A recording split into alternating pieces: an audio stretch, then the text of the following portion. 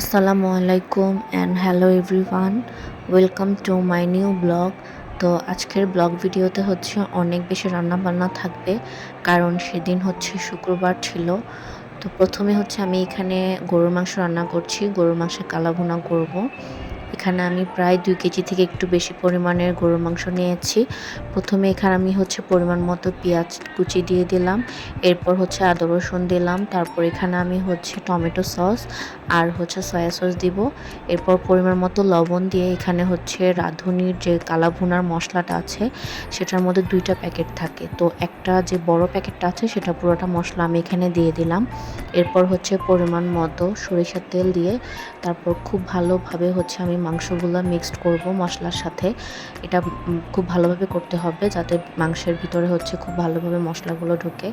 তো এরপর আমি পাশের চুলায় কিন্তু এখানে ডিম ভুনাটা করে নিলাম। তো এক চুলায় হচ্ছে আমার মাংস রান্না হচ্ছে আর অন্য চুলায় হচ্ছে আমি ডিম ভুনাটা করে নিচ্ছি আর কি, কারণ মাংস হতে তো একটু লেট হয়। আমি একটু পরপর হচ্ছে মাংসটা নেড়ে দিচ্ছিলাম, আর পাশের চুলায় হচ্ছে আমার শাশুড়ি ভুনা খিচুড়ি বসিয়ে দিয়ে গেছে, ওটাও অলরেডি হয়ে গিয়েছে। তো আমি হচ্ছে মাংসটা একটু সিদ্ধ হওয়ার পরে এখানে হচ্ছে রাঁধুনির মধ্যে যে ছোট প্যাকেটটা আছে ওটার মশলাটাও দিয়ে দিলাম। এরপর হচ্ছে আরও কিছুক্ষণ হচ্ছে মাংসটা রান্না করব। এরপর আমি এখন মাংসের মধ্যে বাগার দিব। তো এখানে হচ্ছে আমি প্রায় অনেকগুলা পেঁয়াজ কুচি নিলাম, সাথে হচ্ছে কয়েকটা শুকনা মরিচও দিলাম। তো পেঁয়াজটা যখন একটু ব্রাউন কালার হবে তখন আমি হচ্ছে এখানে কিছু মাংস দিয়ে দিব। মাংসটা দিয়ে ভালো করে হচ্ছে মিক্সড করে তারপর হচ্ছে আমি পুরা মাংসের মধ্যে এগুলো ঢেলে দিব। এতে হচ্ছে মাংসের ভিতরে কিন্তু এই বাগারের ফ্লেভারটা অনেক ভালো হয়। তো আমার মাংস কিন্তু অলমোস্ট ডান। শেষের দিকে আমি এখানে কিছু কাঁচা পেঁয়াজ দিয়ে দিব, এতে হচ্ছে মাংস মানে যে টেস্টটা ওটা আরও বেশি এনহ্যান্স হয়। তো আমার মাংস যেহেতু হয়ে গিয়েছে, আমি খুব বেশি হচ্ছে ভুনা করব না, একটু হচ্ছে মাখা মাখা রাখবো। এভাবেই হচ্ছে আমাদের সবাই খেতে পছন্দ করে। তো এরপর এখানে আমি হচ্ছে বেগুন ভেজে নিচ্ছি, কারণ আজকে যেহেতু হচ্ছে আমি বেগুনের যে আচারি বেগুন সেটা করব। এখানে হচ্ছে আমি এজন্য প্রথমে বেগুনগুলা হালকাভাবে ভেজে নিচ্ছি, একদম খুব বেশি কড়া করে ভাজা যাবে না। তো এখানে হচ্ছে আমি বেশ কিছু পরিমাণের পেঁয়াজ দিয়ে সরিষার তেল দিয়ে ভেজে নিচ্ছিলাম, যেহেতু হচ্ছে আচারি বেগুন করা হবে।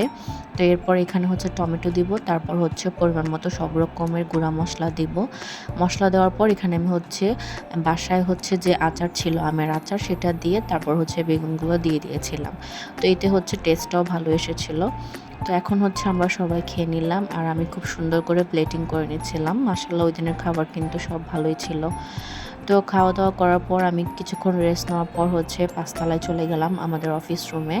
তো আমি হচ্ছে আজকের যে অর্ডারগুলো ছিল সেগুলো হচ্ছে সব নিয়ে নিচ্ছিলাম, ব্যাগগুলো হচ্ছে আমি কালেক্ট করছিলাম আর কি একটা একটা করে।